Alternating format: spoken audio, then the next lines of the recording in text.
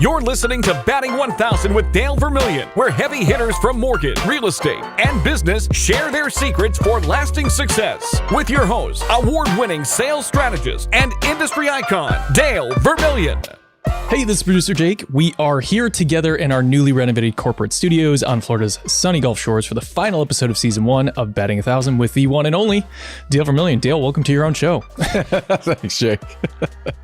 So today's going to be a lot of fun. We're going to be looking back at some highlights from this past season, which featured a who's who of mortgage, including Barry Habib, Clayton Collins, Dave Savage, Alex Kutsishin.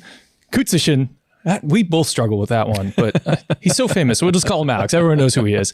Scott Payne, Kirstin Messerli. I mean, there's just a whole mess of people that we had in season 1 who were just incredible. As we like to say, they are, as we would esteem, the heaviest hitters in our industry, and boy, oh boy, did they step up to the plate for us in season 1, and for you, our beloved listeners. So, but before we look back, let's look forward for just a minute to season 2, which is right around the corner. We're gonna be launching that very, very soon. We've already filled out another super hard-hitting lineup, starting with our leadoff for season 2. Dale, who are you gonna be sitting down with first? My good friend Garth Graham from Strathmore, one of the most knowledgeable guys in the entire industry, and he is going to let us know what we need to do to succeed in 2023 and some of the challenges that we can overcome. So it's going to be an awesome interview. Can't wait. It's going to be a phenomenal season where we will hear from top producing originators, executive leaders, both at the lender level as well as the vendor level. We're also going to be sharing some more details soon on that. But for now, just like all of your favorite podcasts, all you have to do is subscribe in your favorite podcasting app or on YouTube. You can even get some email notifications every time we release an episode, plus event announcements, articles by Dale, a whole bunch more. Even the opportunity to earn some swag by sharing the show with your friends and colleagues. All you have to do is just enter your email at darevermillion.com/B1K/subscribe. That's 2 forward slashes. We got the link in the show notes if you need it. That's darevermillion.com/B1K for Batting 1000 and then /subscribe. But again, you can just click the link in the show notes. All right, let's get this replay underway, starting with our very first guest on Batting 1000. That's going to be the founder and CEO of STP Solutions. He's a great friend of ours and a great friend to our nonprofit as well, Mortgage Professionals Providing Hope. You can learn more about that at mph.org. Dale, let me just ask you this real quick before we start. Why did you want to lead off the very first episode of your podcast with Scott Payne? Well, not only is he probably the foremost expert on conversion and understanding call cadence and contact and follow-up and all of those things, but he is just an incredible human being, just filled with integrity, heart as big as the state of Texas. I just really felt that Scott was a great lead-off for us because he's just got so much to offer. Well, let's listen back to you and Scott discussing why lenders and loan officers need to get back to the basics. What we find is that, people just haven't, they're not following up the right way. And customers expect a certain experience when they hit the submit button on a lead provider. They expect that their phone's going to ring within seconds. They expect they're going to receive text messages. And when you're a customer, or when you're a company who's not following up with the customers in the right way or have a strategy, it doesn't look very good. So we spend a lot of our time on that prioritization, setting up the structure the right way. I talked about loans. So one of the things that really we've uncovered as kind of the digital mortgage has happened over the last couple of years, as you started to, hey, go fill out my app, go fill out my application, go to this link. Well, there's a lot of missed opportunity there, because sometimes if you give that link to a customer too early in the process, and you've given them and say, hey, go fill this out, and then they go fill it out, and then you ask them for their social security number, or you ask them to connect to their bank accounts. If you give it too early in the process, they're going to abandon. And they're just going to say, I'm not going to fill this out. And what we find is that companies are missing out on a huge chunk there of customers who got into the process and they ended up abandoning halfway through. And so what we're helping clients with now is setting up a prioritization structure for how they follow up with those abandoned applications. So there needs to be, it almost becomes like a lead again, even though it's in your POS. And so it's all setting up the prioritization, and it's not just the leads anymore. Now we're following up now with loans. And then you get into the LOS. There's opportunities there when you pull credit and the customer, and maybe you've pitched the loan to somebody, you need to follow up with them in an organized way. Follow up to get, talk to the spouse and to do this and that. So we're working a lot with integrations with their systems to come back into the lead management system, and then prioritizing those now loans with the leads, which are also important. We can't forget about our leads. So how do we structure that? And we have all kinds of tips and strategies and things that we use. Every organization is just a little bit different with their process. We're able to kind of fine tune that. And that's the foundation of what we do is the prioritization, saving the sales rep time, because they spend time thinking about what to do next, right? Just think of, when you get done doing a task and you need to figure out what to do next, the amount of time that you spend there is monumental. I mean, it's just a ton of time wasted every day. 40% of your day really is wasted. If you add up all of those, 1 minute here, 5 minutes here, 10 minutes here, you add all that, you've wasted 40% of your day. And so we're helping to reduce that down as low as possible so that you can make as many phone calls as you can per day, or send as many messages as you need to per day, or emails, whatever you need to do. We can save you some time in your day. And that's ultimately what we're trying to do. So Dale, obviously you have a lot to say when it comes to prioritizing loan officers' time, following up with borrowers, delivering a white glove customer experience. What would you add there to what Scott just laid out? Well, he hit the 4 of the most important elements of sales success and business success in the mortgage industry. He talked about the importance of response. Remember, not only do people expect you to respond to them quickly, and if you don't, they're going to go to somebody else. They're not going to wait around for you. That's absolutely critical. But if you don't respond quickly, the message you're sending is they're not that important to you. And that's a terrible message to send if you want to create a great customer experience. So response is absolutely critical. It shows respect. It gets you ahead of the competition, gives you the chance to win. He then talked about relationship. He talked about this my number one pet peeve in the mortgage arena, this link pushing mindset of we don't want to talk to anybody. We're going to shoot them a link. And we have all these abandoned applications, obviously, because the customer gets to a part where they're not comfortable and there's nobody there guiding them through that. Loan officers need to change that. They need to co-pilot. It was interesting, Jake. I was just speaking as a keynote at the Lenny Tree Summit. They had some of the top tech leaders in the country there, brilliant people who have built incredible technologies. And they finally admitted to the fact that all this technology isn't working if you don't have a loan officer guiding the customer through the process from a relational standpoint. And then lastly, he talked about the importance of follow-up and prioritization. Those are 2 critical things. If you don't stay in contact, and if you expect your operations team to do it and you as the loan officer don't do it, then you're severing the relationship, you're giving it to somebody else, and you're trusting it's going to be taken care of, and it might not be, and they won't have that white glove experience. But man, prioritization, look, if you aren't putting first things first and your best leads and your best opportunities first, then you are creating negative responses for yourself because you're putting yourself in front of people that may say no. They're going to deplete your energy. They're going to deplete your momentum. Sales is largely about momentum. If you start, as I say all the time, sell early, sell often. If you start the day with sales, you prioritize your efforts, you put them in the right place, you time block them out, you can't help but succeed in this marketplace. Couldn't agree more. One of the other nuggets that Scott shared during this conversation was when to follow up with leads specifically based on their initial routing. So let's listen to that tactical nugget. Talk a little bit about, what are you seeing out in the marketplace from the vantage point of best times to contact customers, best time to convert those leads? Is there certain times of days? Is there certain days of week that you say, studies show that these are the times when you really have the most success? Because that's a constant question that I get all the time from lenders and loan officers is, when's the optimum time that we should be trying to reach out to get with these customers? So there's two sides to this. One is the internet lead. I have a really good example for that, and then the realtor lead or the referral lead. We can talk a little differently there, but ultimately, there's a data point not a lot of people use and a lot of people think about, and that is what time of the day did the lead come into the system? Yep. And they forget about that date and time. Now, of course, day 1, day 2, you want to call them at different times throughout the day and try to get something, but try to always call them whenever you call them around the same time of the day that the lead came in. And actually, It's not just, let's say the lead comes in at noon, I need to call them at noon. My recommendation is to call them at 11:30, because someone who went on to an internet website and started to, look for a mortgage, they didn't just go to a website and hit submit. They were doing some research online 20 minutes before, 30 minutes before. And there's a good time there, right? So if it's 11:30, let's say, and it's my lunch break at work and I'm going out and shopping for a mortgage, it's probably a good time each day throughout the week that I'm available because it's my lunch break. Use that data point strategically to know when to call. We use this a lot on age leads, for example.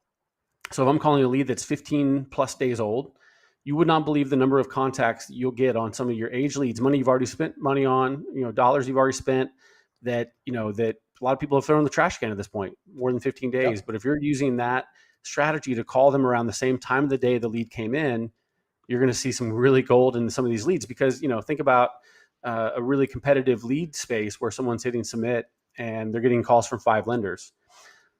They got blown up. Their phones are blown up. They're in a state of fatigue as it relates to the mortgage. Maybe they didn't move forward and it was just kind of fatigued through it. And you can let it rest for a little bit and then call them around the same time of the day that they put it in. It's huge. The idea came from, to be honest, when I was at NationStar, we had a huge servicing portfolio. And one of the ideas that I had was to go out and ask our servicing partners, could you provide me what time of the day customers call in to make a payment or to call in about a question about their mortgage?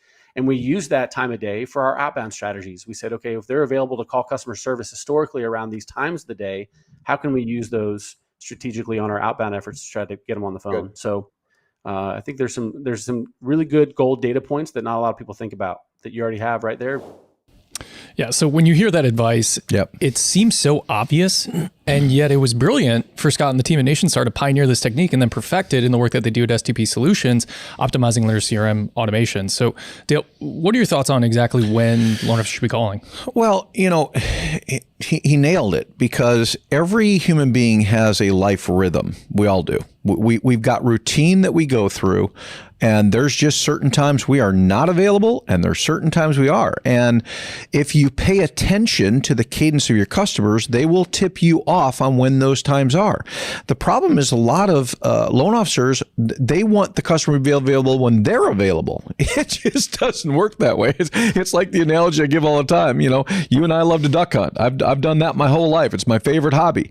And I've said my whole career, you know what? The thing about duck hunting you need to understand is you only get ducks when the weather's a little bit foul and when the birds are around. If you go out in a bluebird 85-degree day, you're not going to get any ducks. You can sit there with all your gear on and you can be ready to hunt, but they ain't going to show up. So it doesn't do you a bit of good. You're wasting your time. It's the same exact thing. If you don't understand the cadence and the life rhythm of your customers, then you're just not going to have success. So it's fine to try inadvertent times. You should do that. You should make multiple calls during the course of the day. Only leave one message, though. Don't leave 3 or 4 messages. You're going to be the last one to get a call back when you do that.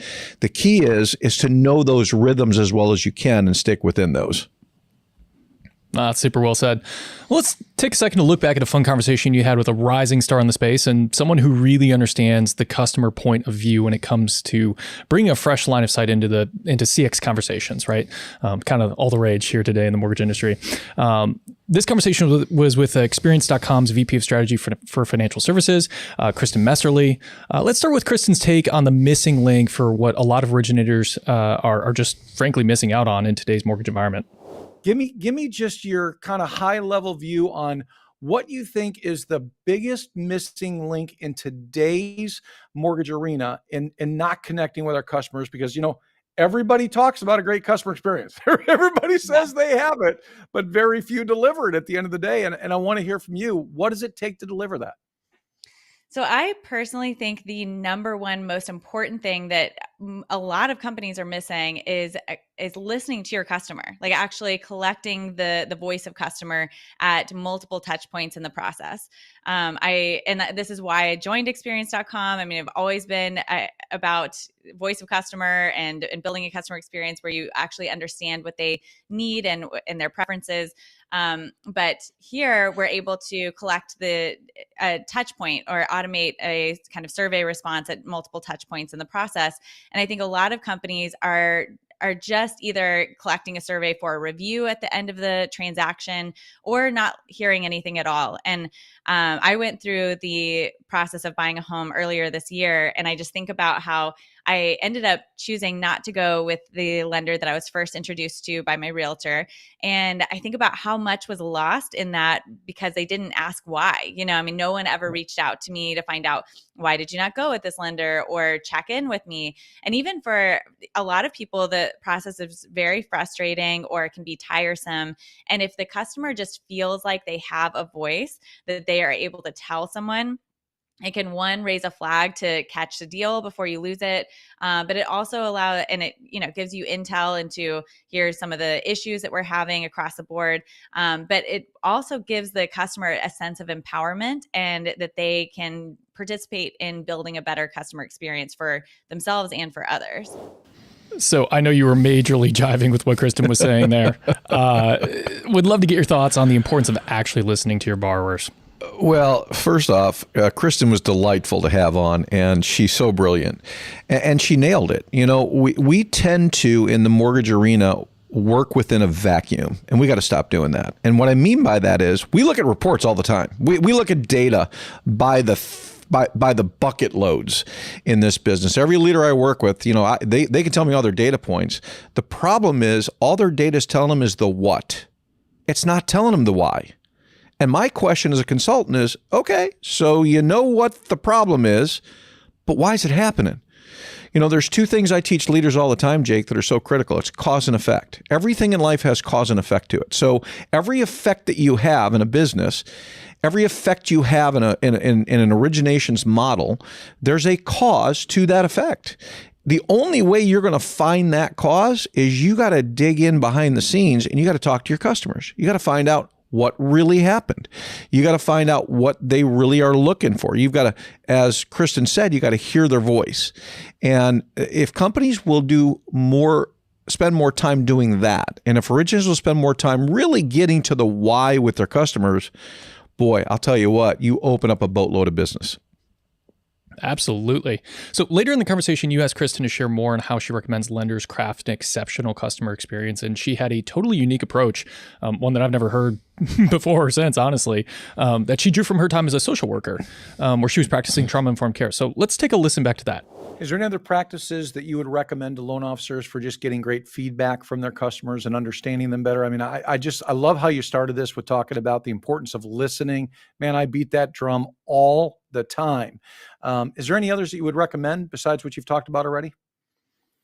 I think that doing something celebratory at the end of the closing, I think that's always good. If you send them a bottle of champagne or a plant or whatever, it's just important to have that touch point that makes them feel like, okay, yeah, I was in this from beginning to end. And when you bookend those experiences with something great, you have an awesome explanation of what the process is going to look like. And then you help them choose their loan options. And then you close with some kind of celebration and sense of empowerment, then you're going to be solid. No matter if some bad stuff happens in between there, and you're responsive, then you've had a great experience. So I think that those are the key areas I would think about.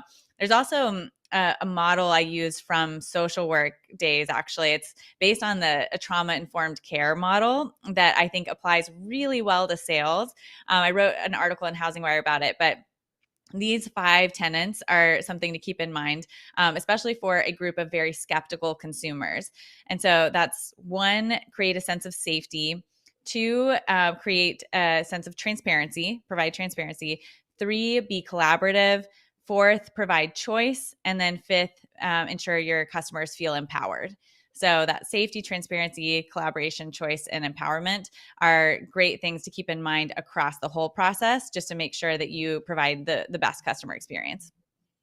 I love that. That's a drop the mic moment right there. That was perfect. And that, you know, it's interesting. I would love for you to meet my wife, Laurel. She was a social worker for several years, for 10 years with the homeless here in Florida. And yeah, she's done incredible work helping people. It's just amazing. But when you said those 5, it was almost ringing in my ear. Wow, that's what Laurel did in every single interaction with people that she had. And I was picking up and learning from her every single day how I could apply that back to the mortgage business, because it's the same. People are people, no matter what their situation is. People are people. And when we understand empathy and we understand how to understand by listening and really getting feedback from people, we can solve a lot for them and help them in an awful lot of ways. And I love how you've tied your social work background into the mortgage arena, and through those things have just built a brilliant approach to customer experience. So obviously there's a lot to unpack there. I mean, we heard a little bit of, you know, you relating that back to what, you know, mom has done, you know, working with the homeless here. But let me ask you this. How many lenders do you think come anywhere near to actually practicing this sort of an approach to delivering their customer experience? And for those who aren't, why do you think they should consider this sort of an approach? Yeah, it's a very, very small percentage. We say we do, but when it actually comes down to it, we don't. And I think what she laid out there is a blueprint that anybody who listens to this podcast should take that blueprint. They should apply it. And that's how you build it. Now, the funny thing about that, as I think about those 5 steps, that's really the selling system we teach in a nutshell. We don't use those terminologies in the GPS selling system, but that's really what we're doing is we're trying to create a safety net for a safe place for the customer. We're trying to be transparent and collaborative through the process, listening to them. You know, I love the Peter Drucker quote when he said, the problem with communication today is we listen to reply. We don't listen to understand. That's really key. So, and then at the end, empowering them. And she talked about it, and she's so right. People remember the first thing and the last thing you do. The details in the middle and the originations process get lost a lot of times, but they do remember how you finished and they do remember how you started. So she really laid out an incredible blueprint. And my advice to any lender is take what Kirstin said right there, apply it to your process, and you're going to be a much better company starting tomorrow. Love it.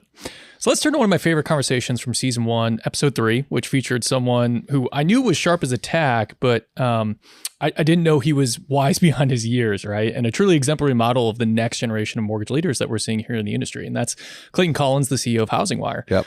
Clayton made a comment that has stuck with me since we produced this episode. And what he said was, be where your audience is at every level. So let's listen back to that.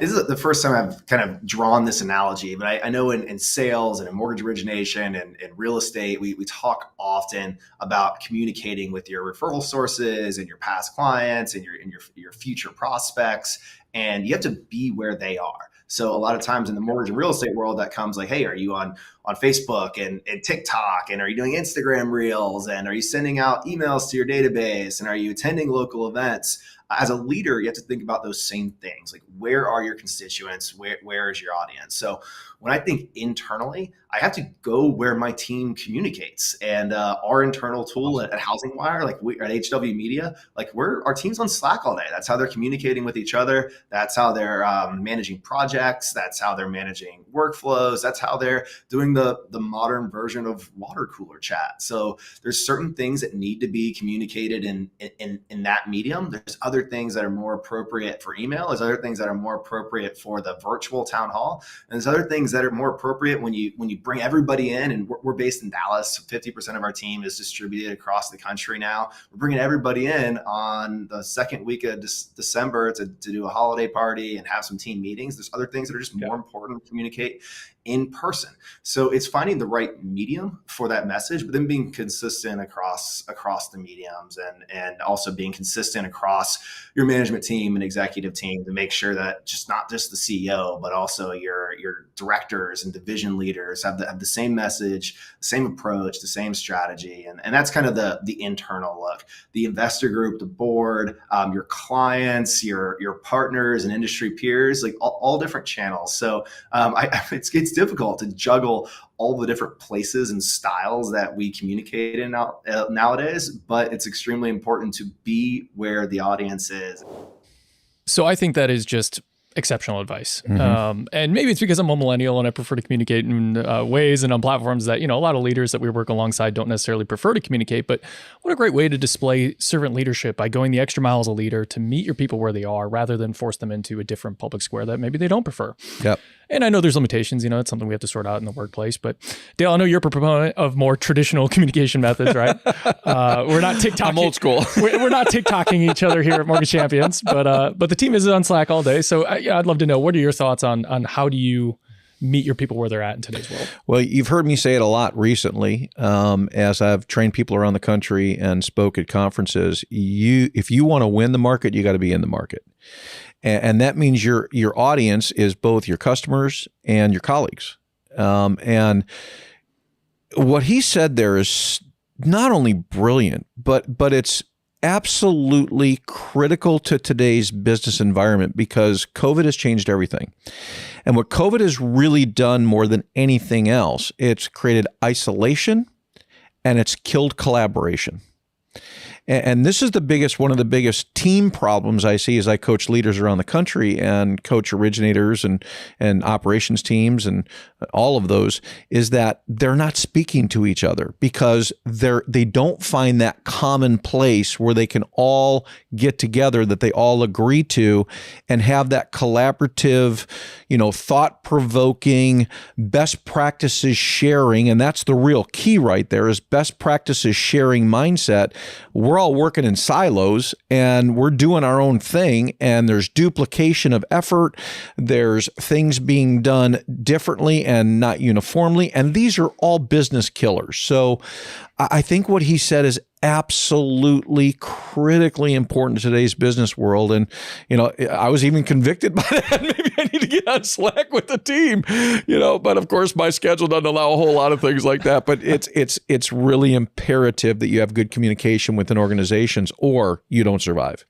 Well, and I think that's a critical point because, yes, we can joke about you being on Slack all day long. We know you live in Outlook. We get it.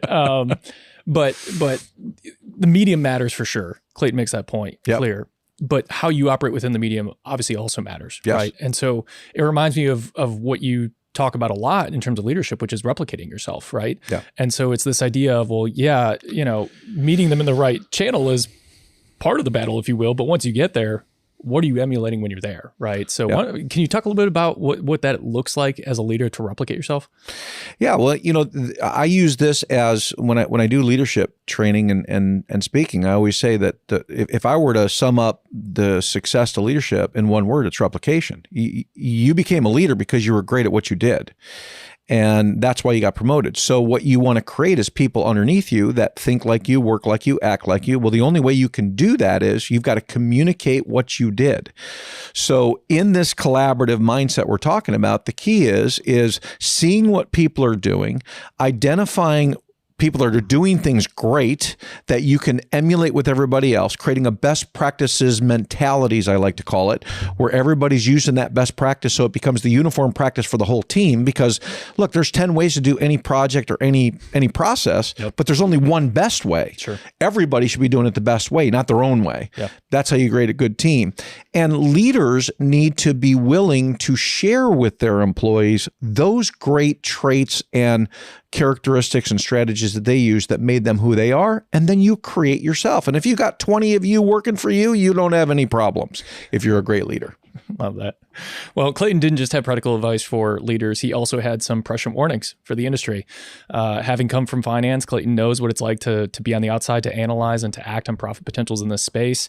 Let's listen to his thoughts a little bit deeper on where he sees some potential fintech disruption in the future. And that's what we really hope that we can do at HW Media, is better connect to the information and audiences and communities that will ultimately connect a more efficient and sustainable and profitable housing economy. Because if we stay siloed, I'm really concerned about our industry's ability to continue forward with the leaders that are in place today. That means that the disruptors will come. They are hungry for the market share.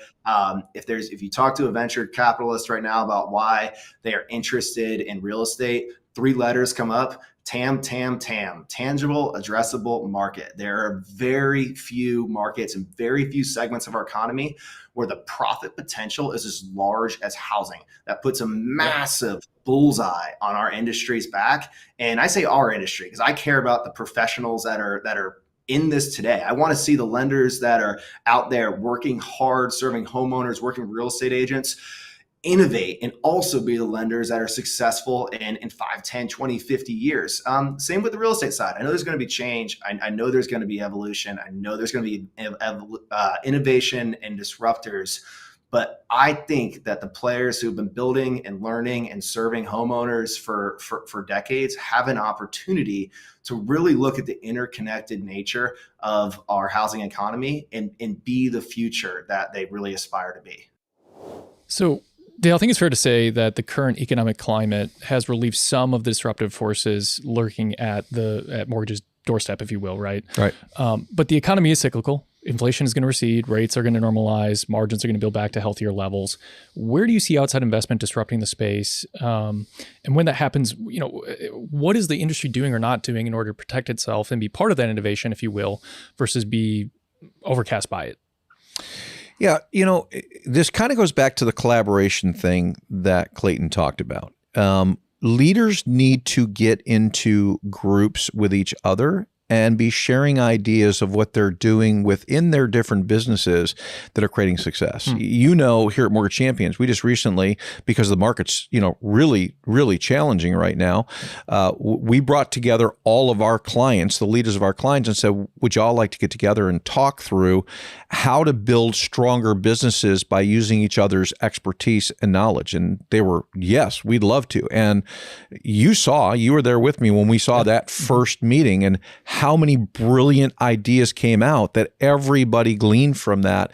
That's the way you protect yourself from these outside forces, is you strengthen yourself by becoming a team, understanding that there's plenty of business for all of us. We don't need to be in silos. We need to be working together, sharing ideas, because there's way more customers than any of us can get to in our lifetime. Yeah. And when you have that kind of collaborative, kind of think tank mindset within the industry, you really do protect the industry and keep it the way that it's been, where it's focused on home ownership, serving the customers very well, and it doesn't just become a straight fintech play with no personality, with no relationship, in an industry where it's the single biggest financial decision most people ever make. Yeah, absolutely. No, I think that's such great advice. Partnering, if you will, collaborating with one another is going to make us stronger as not only as individual businesses, but also as an industry as a whole. That's right. For that innovation to take place. And even originators. You know, I remember when I was a loan officer, you know, when I became the top loan officer on my team, and I was pretty quick. I said, okay, well, if I'm the best on my team, what about the other teams? So I started calling other loan officers. What are you doing? And then when I was the best in my district, I said, well, what about the company? And when I became the number one loan officer in the company, I started calling other companies saying, who's your best guy? And I talked to them. Like, I wanted to try to be the best at whatever level I could. And I don't think people do that anymore. I think they're almost afraid to do that. There's nothing to be afraid of. I'll share with you my ideas if you'll share with me yours. And now let's see who executes better at the end of the day, because all the knowledge in the world don't matter if you don't execute. And there's always somebody that executes better than the other guy or the other gal. And that's the one who's going to do the best with that information. But we can all succeed in the process, which is a great thing for everybody. Yeah, that's awesome. It reminds me, you had a conversation with Kevin Pirani, KP, at Ice Mortgage Technologies summer sales and service meeting. Yep. And I laughed. I think we all laughed because, you know, at one point he was like, man, I kind of wish we could just strip away all the technology and stuff and just have our guys go toe to toe and see who just executes better, right? You know, I mean, my people versus your people. We'll see who wins. You know, it's like to some extent, maybe we can get there, right? You know, let's make it about execution. So, well, as we think about today's mortgage climate, obviously a lot has changed from the market that we were facing in the early episodes of season 1 for Batting 1,000, but about the time that we had this next guest on, leading economic indicators were beginning to decay, and you and our guest from episode 4 gave some borderline prophetic advice to our listeners on how to position themselves for what we now know to be the most aggressive uptick, in mortgage rates in recorded history. So let's listen back to you and Rob West, who's the host of MoneyWise, giving some much needed advice to our listeners at that time. I think this is a time where there's some wisdom we need to really heed about, you know, making sure we have reserves and making sure that we're saving properly and making sure we're thinking ahead. I would love to get your thoughts for those people listening who've come off of a couple of great years. And, you know, even though I'm teaching people every day how to master this coming market and how to continue to succeed, there is a possibility that incomes are going to reduce a little bit in the coming year. So what would be your 1 or 2 top bits of advice to those individuals today? Yeah. Well, I think it always comes back to having a plan, Dale. I know you talk about this a lot. You know, it's really critical that you look not only back to reflect on where you've been, and that includes what's working, what's not working in my financial life. I think that includes developing a rhythm of gratitude so we can appreciate what we have and develop this idea of contentment. Not that we want to just settle for what we have today, and we don't want to try to pursue increasing our income or achieving our goals. That's not what I'm saying. Contentment is just about accepting the provision that we have today, whatever that is, and living confidently within it. But then we want to look forward and say, where are we headed? And you're exactly right. We have some challenges ahead. We had some headwinds that have reared their ugly heads. Monetary policy is changing rapidly, and that's going to involve rising interest rates. We have obviously inflation that has creeped up, and it's despite what the Fed said around it being transitory, which is their word for temporary, we're seeing that they're now backing away from that, and some of these increases in prices are going to be with us for a while. That's going to create some challenges. We've had a market that's just been roaring on the upside, certainly, the last year, but in the last couple of years, but even the decade before that. And so we're a bit overvalued, even though our economy is still strong, the consumer's strong, and in our place in the world, the U.S. is still incredibly strong, and the U.S. dollar. But we've also got some debt issues we're going to have to deal with down the road. I mean, the amount of debt we've taken on in the nation is staggering, and we can handle it. I mean, we're still better off than a lot of countries, and our economy can support it. But what's the trajectory of this? And what about for our kids and grandkids? And what are they going to be dealing with? So you put all that together, and yeah, I mean, I would expect, and the people that I trust are saying that the market's going to be at best choppy over the next year. And, could we find ourselves in a situation where interest rates are a bit higher than they are today a year from now? Absolutely. Could we find ourselves in a recession in a couple of years? Sure. I mean, these economies are cyclical, and we've been kind of on this upward cycle here for quite a while now. So what does all that mean? Well, it means I need to be responsible, found faithful, I would say, with what passes through my hands. And the only way I can do that is to be planning and projecting and looking forward, going back to those 5 principles I shared, and then running some scenarios. What would it look like for me to live on 20% less? And how would I need to reorder my finances? Do I have enough margin so that I could absorb some kind of hit like that? Do I have a properly funded emergency fund? I talk about that with a lot of our callers.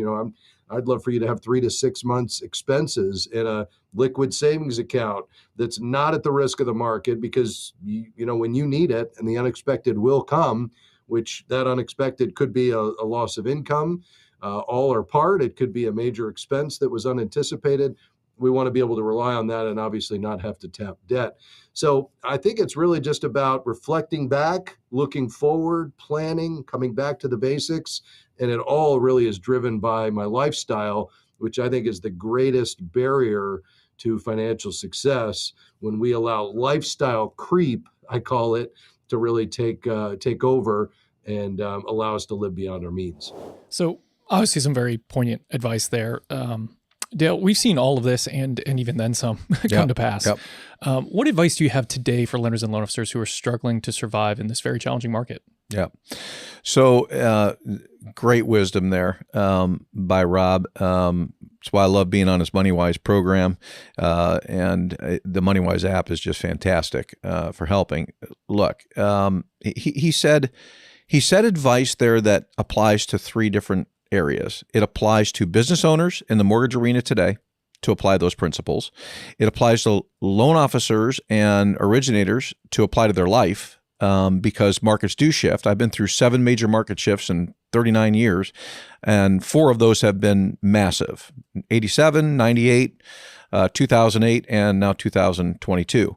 And what he's talking about there is really the most important place to communicate that is to our customers, is to have a conversation with our customers as advisors to take mortgage out of the play a little bit and focus back on, let's just talk about your personal economy. Let's talk about your lifestyle. Let's talk about the future trends of the market, both the mortgage market and the economy, and how we can help you. Remember, our product is money at the end of the day. It's not mortgages. I remind lenders of that all the time, that our product is a product derived to help create savings, security, and stability for consumers all over the country. But you only do that when you give them great advice. Just taking an application ain't going to get it done in this marketplace. You got to move beyond that to be a true understander of the situation and the lifestyle, and then provide great advice to them. So the more that we can, as lenders today, focus on really helping people move through this economy, move through this marketplace by giving sound advice on mortgage financing, on how to refinance properly, how to reduce payments, how to get out of debt, how to reduce terms, how to buy homes affordably, how to buy them wisely. These are all things that lead to one key phrase that I'm going to use, and the phrase is educator. You need to be an educator today. If lenders become that and originators become that, they're going to do way better in this marketplace than they've ever done before. Yeah, that's great advice. Education really is critical in a market like today where everything's changing so quickly. Yep. Borrowers, you say it all the time, they have access to more information than ever, but that doesn't necessarily mean that they're more educated than ever. No, it makes them more confused than ever. And we got to stop selling and start educating. That's what we need to do. Yeah, that's well said. Well, let's stay on the economy for just another minute. In episode 5, you were joined by one of the most trusted forecasters in the industry, Logan Mohtashami, who is the lead analyst over at Housing Wire. Much of the conversation was very specific, obviously, to the market at that time. At the time of that episode's release, if you want to, you can go back and listen to the full episode and kind of really get a deep breakdown at that time. We'll have Logan on, I'm sure, at some point in the near future to absolutely. kind of get an update on this market. But love him. What I do want to do is I want to share one highlight where you and Logan actually stepped back a bit from the data, which at that time was beginning to indicate that there would be a contraction in the space, and talked about what loan officers can do to drive business and even steal market share as competitors begin to leave the space. I want to make sure I point out that you said something really, really important for all these lenders and all these loan originators that are out there, and it's this. You said it's going to be about flat on sales, which means that when you consider the fact that we're predicting and expecting a drop off in the number of originators and the number of lenders in the U.S. in 2022 because of the rising rates, and some of them just aren't going to make it. We're already seeing some layoffs. That means those who stay and do it well will actually see an increase in their numbers and can see a record year in 2022, which I've been predicting since middle of last year, even with the rate rises coming that we knew were going to happen.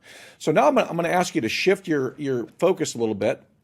I'm going to have you put your originator hat back on for a minute because you had 20 years in the business and a bunch of those as an originator. What would you be recommending today to originators to just capitalize on this marketplace and to approach it with confidence and approach it with the right mindset, and any advice you would give there?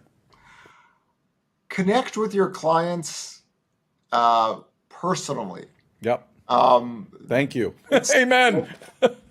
It's a lot. I mean, I remember days where we had transboxes and faxes, and we'd have to get rate sheets from telephone calls. Things have changed, so you have no excuse anymore. Yep. Productivity in the mortgage industry has skyrocketed in a sense that we have e-signings, rate quotes, apps, and everything. So the advantage you have is you have to be able to want to give your time to connect with your clients and keep them in line, because they're going to be bombarded by everything, right? Information is being sold left and right. So you have to be able to establish a relationship with your clients, because trust me, there'll be 10 other people that are going to try to take them away. And if you don't want to give that effort, there's someone else that will. And in this day and age, I think that's one thing I remember from the previous decade, how productivity wasn't great. Things took forever to work on a process loan, everything. Now you have the ability to be more proactive with your clients. And once you establish a relationship, that should be a relationship that sticks, because the competition is out there. And in a purchase market, like always, people get more hungry to get that deal. So don't let yourself get outworked by your competitor, because that'll be on you, not them. So not every analyst in the space understands the relational nature of origination. He may be the only one. Yeah. He might be unique in that factor. Not to write off every analyst, but No. But it's uncommon and rare, and this is what I loved about having Logan on. Is it's uncommon to have the background of being an originator for that many years and be a brilliant analyst at the same time. It's an incredibly unique combination, and that's what was great about having him as a guest. So one of the things that Logan really stressed is making a personal connection, right? Literally in person, right? Not just Zoom, but actually get in front of, borrowers, real referral partners, you name it. So why do you think that that's so critically important, especially in a market like today where, I mean, let's be honest, like lead volume is down, app volume is down, borrowers are getting wary because, there's 20 pre-approvals on a single home and they're all competing against each other. Only one person can win. Yep. Where do you take that, and how are you advising your clients on that in this market? Well, it's funny because everything you just said right there and what he talked about in connection, which is so absolutely critical, is the reason why you need to connect with people. So we have less referrals and leads than we normally do, which gives us more time to spend with our customers. And in a marketplace where things have changed so dramatically, customers are really confused and wary and fearful right now. I mean, the most common thing we hear out there is this the right time to buy? Or is this the right time to refinance? Or I'm going to wait, until things get better. Well, that may actually not be the best thing to do because we know we have some inventory challenges and everything. The bottom line is this: if you can get with somebody, and you can really see them, and you can do this through virtual connection on a Zoom type platform. You can do this if you're a local lender with your local customers. I would go back to the old school mindset of let's get face to face with people as much as we can, certainly with our partners if we're in the retail world as much as possible. It's, again, be in the market to win the market because you're going to learn so much more, and it's harder for people to say no to you when they're face-to-face. That's just a reality of life. Your conversion's going to spike instantly when you start to do that. And I loved how he said, that's where you earn the referral business and the long-term connection. It doesn't happen with a link. It doesn't happen with text messaging. It happens when you have a face-to-face, heart-to-heart, person-to-person conversation. And if you can do it in person, it's even that much better. It's so well said. It reminds me of something that Katie Sweeney actually said in the conversation you had with her. She said you have to make raving fans, right? That's right. And it's like how, celebrities, obviously they accumulate fans, but like how do they make their raving fans? It's that personal interaction. You're at a concert and you see your favorite superstar and they like hand you a signed item or something like that, right? That's right. It's that face-to-face that really kind of seals the deal, if you will. Well, we're about halfway through listening back to our favorite moments from season 1. So let's take a quick break and we'll be right back.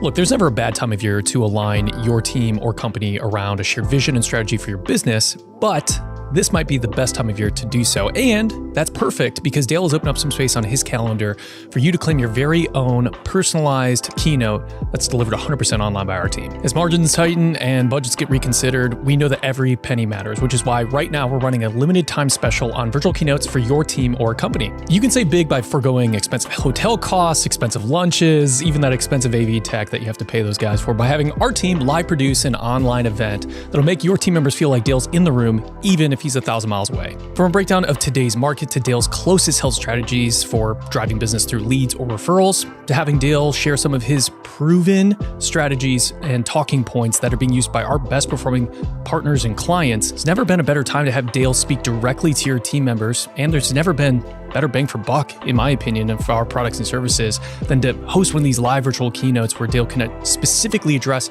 your company, your culture, your products, and your competition. Look, if you'd like to get more details, you can just visit dalevermillion.com and click the Contact Us button in the top right-hand corner, or, of course, you can always email us at info@dalevermillion.com. We'd be happy to get back to you right away. There's no cost to explore what it would look like to have Dale energize and equip your team and to help you drive more business in the next 30 days through one of these live virtual keynotes. So again, just visit dalevermillion.com or email us at info@dalevermillion.com to start a conversation today. All right, so what if you're an originator listening to this Batting 1,000 Season 1 replay? Well, the best thing that you can do right now is get access to Dale's personalized insights every single month through podcasts, videos, articles, you name it. All you have to do is visit dalevermillion.com/engage, and you can even put in the promo code B1KReplay to save 20% off of your subscription. That's over $500 in savings over the course of your first year being enrolled. So again, just visit dalevermillion.com/engage and use that promo code B1KReplay to save a bunch of money and get Dale's personalized insights every single month. Well, you're listening to Batting 1,000, and we are listening back to some of our favorite moments from season 1. Dale, this next guest doesn't have the same name recognition that many of the other guests that we've highlighted so far do, but the guest featured in this episode 6, is one of the quiet operators in our industry who just has an absolute trove of mortgage knowledge and savvy. You and this guest have had a great relationship for a long time. You've watched him rise through the ranks at one of the largest, if not the largest aggregator in the space.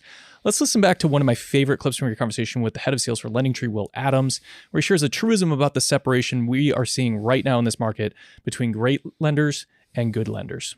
One of the companies I worked at in the past was Decision One Mortgage.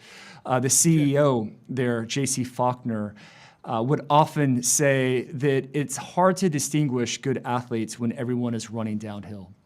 But when the group is forced to run uphill, you're really able to see some runners pull away from the pack. And that's certainly what we're seeing right now. When volume was high and competition was low, we saw conversion ratios really clustered together. Certainly some lenders converted better than others, but they were all fairly close. Where, call it late 2021 and so far in 22, we've really started to see lenders separate from each other in terms of conversion ratio.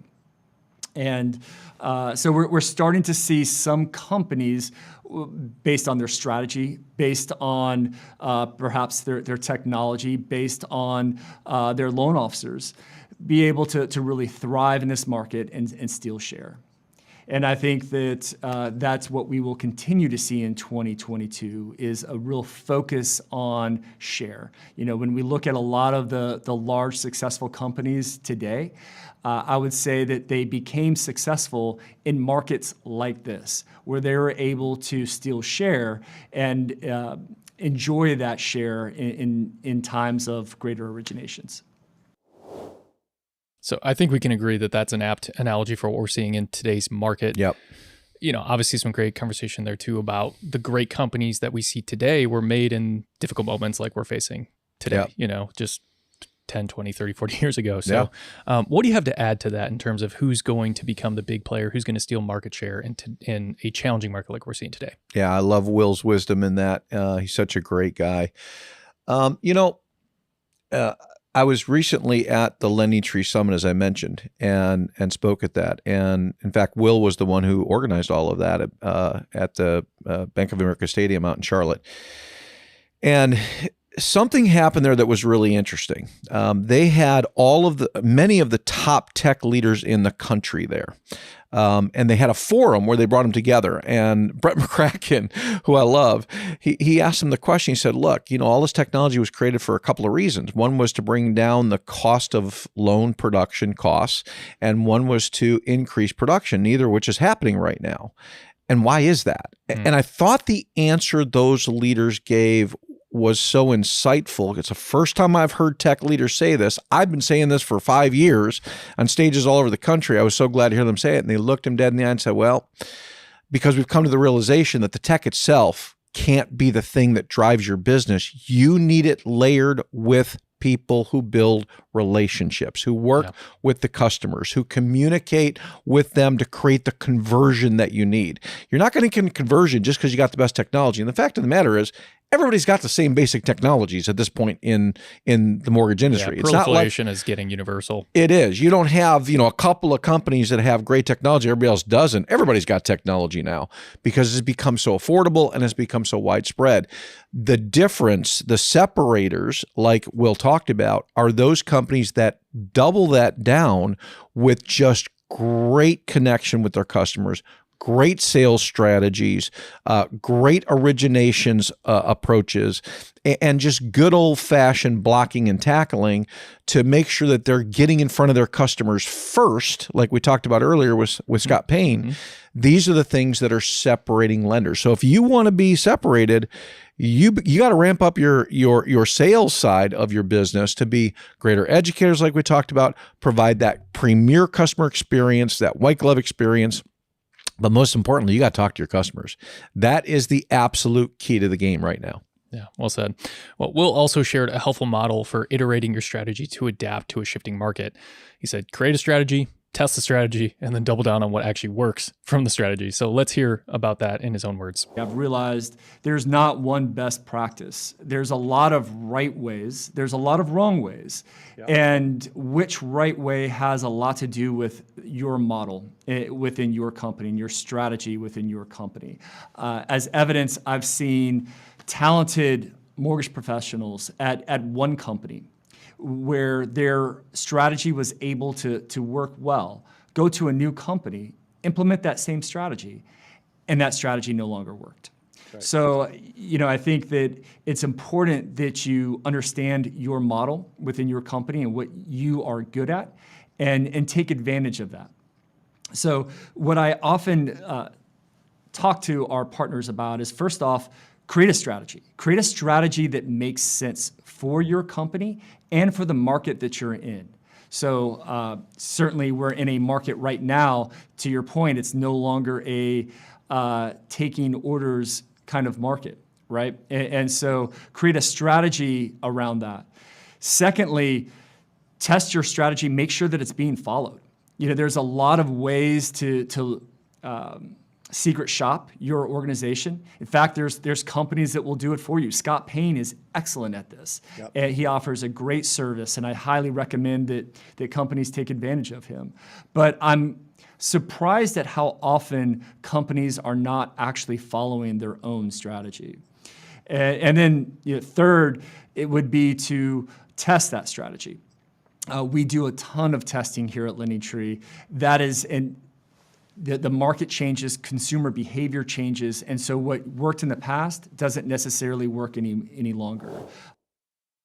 So Will goes on to give some nuanced examples of what this can look like. And I'd heavily encourage anyone who is reaching for strategy or trying to implement a strategy right now that obviously isn't working because the market has shifted drastically, go back and listen to the full episode because he has some really good insights there that get really tactical. But the question I want to ask you is he's almost presenting a strategy for your strategy, if that makes sense, right? And so I have a twofold question for you. First of all, how many lenders would you say even have a strategy, right? How many of them actually really take the time to develop a strategy, implement the strategy, test the strategy, iterate on the strategy? But secondly, even those who do have a strategy, how many of them are actually going through that secondary process which is more the iterative process of thinking about, okay, we've created a strategy, but how do we regularly come back to assess whether or not that strategy is working in today's market? I think everybody thinks they have a strategy. I think probably half of the companies really do have a true strategy. I think very few go back and test that to make sure it works. And what he's talking about is a word that I use all the time, which is oversight. You have to have oversight into what's happening, especially today in the work from home world we live in, where there's a real lack of oversight with a lot of employees as to, are they really executing on and implementing the strategy you've created? It's amazing to me as I work with C-level executives across the country, how many times they'll tell me what their strategy is. And strategy, by the way, has to be built on your positioning. You've got to define your positioning before you can create your strategy. How are you positioned in the market that makes you a unique differentiator from everybody else that you're working with? We're about to roll a clip where Will really gets into that. We're going to talk more about that. So. Really, really important. But the key to that is you've got to make sure that everybody is buying into and utilizing that strategy and not just giving you words. Words don't matter. Actions are what we're looking for. And you only have that through oversight. So things like secret shopper calls that he talked about. I teach lenders all over the country and managers how to do call reviews and side-by-sides with their people. So they're actually seeing what's happening. And you've seen it. That has the biggest impact on results of anything. We can teach training and sales methods that are powerful that would change the corporate behavior. But if nobody's watching to make sure they're actually applying these things, they fall dead on the floor. It's when you actually have oversight that everything changes. Yeah, no, that's super well said. I think we have time for this clip, so I want to roll it since we kind of talked about it a little bit of positioning. So what I'd like to share from this conversation is where Will talks about the importance of playing to your strengths in terms of the customer journey and the customer funnel. So let's take a quick look at that. If lenders know where they are in the journey, they first identify what they're best at and focus on that, right? Some companies are great at the earlier funnel customers. They have real estate agent relationships. That's important to them. They're able to make introductions to their agents. That is absolutely what they prefer. We have other partners that are very good at that late funnel consumer. When they're ready to transact, they are fast and they are good, and that's what they want. But most importantly, they're able to create strategies and campaigns based on where they are. And that's one of the biggest mistakes that we have found. As companies transition from refinance to purchase, they will often have the same experience, the same journey, the same best practices. And that's a different kind of consumer with different goals in mind. And same thing applies to a earlier funnel consumer versus a later funnel consumer. They're often looking for different things out of the mortgage company and different things out of the loan officers. So it's so important to know where they are in that journey and then make sure that you have a strategy in order to meet those customers' needs. But as we started to filter differently the consumers in the different home buying journey, we saw our conversions go up. We saw our lenders become more successful with our purchase campaigns, and it's worked very well. Yeah, so I feel like this conversation around positioning within the funnel, within the customer journey is especially true in today's market, where lead gen, business development, partnership development, management are obviously all very top of mind. Dale, what would you say lenders can do to extend their reach closer to the top of the funnel, if you will, if they're not already performing well there? Well, again, you got to listen to what your people are saying to your customers on the phone. The single biggest there's two single biggest mistakes that probably equal each other in the mortgage arena that I've seen forever, and they're more prominent today than ever before. And that is, loan officers get on the phone with a customer in the top of the funnel, and they are either quoting rates, which is never going to lead to a good outcome, because you're just going to get chopped and beat in this kind of a marketplace, or they're immediately pre-qualifying the borrower. And what they're really saying to the customer is, let me see if you're worth my time. That's the wrong message to send. Yeah, if you're good enough, I'll spend time with you. If you're not good enough, I'm on my way to somebody else. It's just a mistake. So look, you have got to, in the top of the funnel, you've got to make sure that you're listening to what that customer is trying to accomplish and trying to achieve through a mortgage loan really well, so that you can start to foster solution around that is specific to them.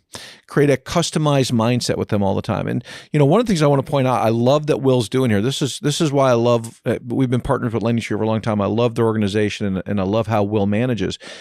Think about how much he's just saying here he knows about his clients. He's doing what Kirstin Messerli talked about earlier, about hearing the voice of your customer.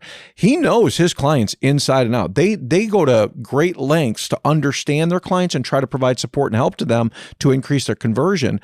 We need to know our customers. He's given a great example of that. And that means if you want to be successful in top of funnel, do the same thing. Know your customer. Yeah, that's a great call out. Let me ask you this, and maybe it's even considered pre-funnel, if you will, right? Because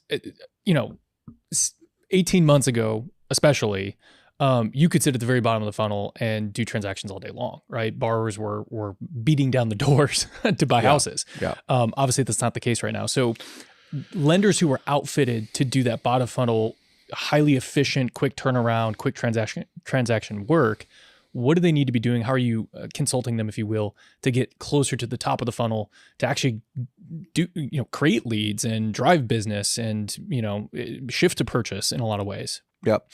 So for consumer direct companies, the key to purchase success, and consumer direct companies, I just heard this stat from Garth Graham actually at the LendingTree Summit, that I think it's 23% of all originations and purchases consumer direct, and 77% is retail. Now, why is that?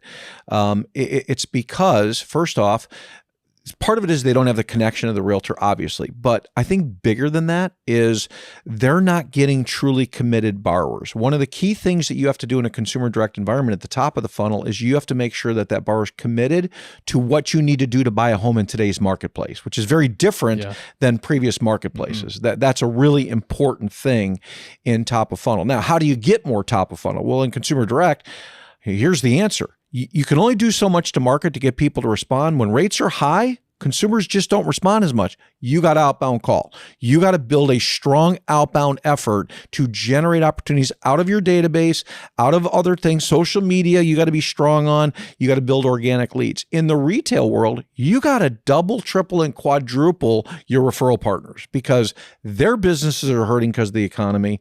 Many of them that performed last year aren't performing this year. You got to make sure they're first off good partners, and then you got to have 3 or 4 times as many of them to make up for the shortfall. That's how you create more top funnel purchase opportunities in today's marketplace. Those are such great tips. And it reminds me, we just got an email like we do. I mean, they come in all the time. You know what I mean? An email from one of our clients who went through one of your recent trainings and just said, he's killing it in this market. And he's found ways to be in front of realtors in his local network. And as other loan officers start to struggle, he's swooping in and he's sweeping up those realtors and those other referral sources, CPAs, financial planners, you name it. And he's just adding them to his book. And he's doing transactions all day long. So yeah, it's crazy. Open houses are a powerful thing today.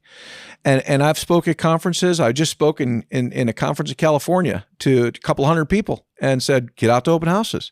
And probably 80% of the people in the room looked at me like that was a brand new idea. This is what we've done for decades in the mortgage arena, but you got to go back to the future here. You got to go back to the old way to do it in order to succeed in the future is what you have to do. Back to the future. I love that. That's like a t-shirt for mortgage That's originators right now. So we'll get the design team on that. This next guest, I think could be considered the dark horse, if you will, of season 1. If for no other reason than we both knew that this person was incredibly sharp as a tack when we asked her to come on the show, and that she'd done an exceptional job navigating some difficult circumstances when she was elevated to the current role that she's in. But I don't think either one of us realized the caliber of leader that she's proven herself to be. So I absolutely love this conversation with Katie Sweeney, the CEO of AIM, and another rising star in this industry. Oh, man. Yep. Yeah. Let's start with what kind of became the anthem, if you will, of this conversation. That's Katie's commitment to lead with grit and grace. I think there's something to be said about being competitive and digging in and wanting to build something that you're really proud of, and wanting to do that with people who you care about and you're invested in and that you believe in, and that hopefully you can see go and do the same thing beyond you in the future. But I also think it's really important to remember that not everybody's had the same experiences or the same access, and being graceful oftentimes leads to more productive conversations than approaching them with just a different tone. And I think grace doesn't mean quiet. It doesn't mean that you have to be passive. Passive is certainly not the way that anybody would describe me, that's for sure. But I think it's approaching things that could be contentious with an attempt to understand. It's the believe the best in somebody else until they've given you a reason not to. And when you approach things that way, even if there is a misunderstanding or a misalignment or a difference of opinion, you can often find a middle ground a lot faster. And I think that's been really important. To your point, it has been pretty quick. I'm not going to say that I'm the most experienced person in the industry. There have been people who have been doing this a lot longer than I have, but I think being able to build bridges and close gaps that have existed and understanding how we can leverage everyone's skill set to get to a relationship or a contract or an agreement in a way that everybody's satisfied with just opens the door for more opportunity moving forward. So that's a long-winded way of saying I think the grit and the grace they're good balances to one another. And I think it's something unique that I can bring to the table, and understanding both sides of it, but also finding a way to help people know that even if you're not on my team today, that doesn't mean that we can't be on the same team at some point in the future. And how do we leverage each other's skills and resources in a way that's going to make us both more productive moving forward? Yeah. So one of the things I love about a leader like Katie is that she sees potential that's sadly been missed, or even worse, sometimes ignored by this industry in the past. Now it's changing. And that's in no small part due to women leaders like Katie. But it's not just women leaders, it's servant leaders who go out of their way to cultivate the potential in the people around them. And you've been an example and an advocate of servant leadership for decades in this industry. I mean, your philosophy and our philosophy here at Mortgage Champions is literally to put others first. So I wanted to know if you could just maybe reflect on the progress that you've seen in making that idea, servant leadership, putting others first a more prominent belief in this industry, and what it's like to see young and up-and-coming leaders like Katie take up the mantle of servant leadership?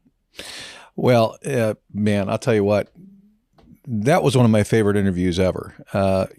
Katie proved in that conversation why she's had such a meteoric rise to success in leadership. It's because she puts people first.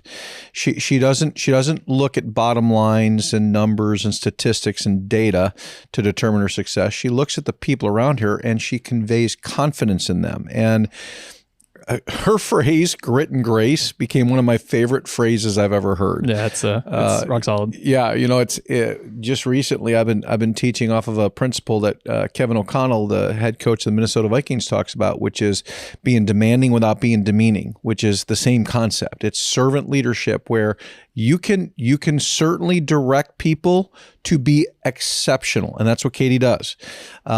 And demand high things out of them, but you never do it from a demeaning standpoint. It's from a standpoint of teamwork. It's from a standpoint of, I know you've got it in you.